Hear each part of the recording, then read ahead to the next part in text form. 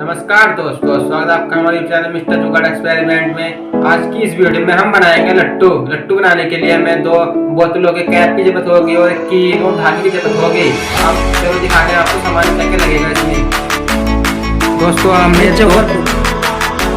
ये हमने 2 कैप ली है बोतल के, और ये पेन का कैप है, एक कील ली है और कुछ धागा लिया है। हमें दोनों कैप के ऐसे लगा के कील हमें पानी निकालनी है, ऐसे लगा के लगानी है हमें कील। फोल्डिंग आयरन की वजह से केक खोल का वाला आपको लगा के दिखाते हैं।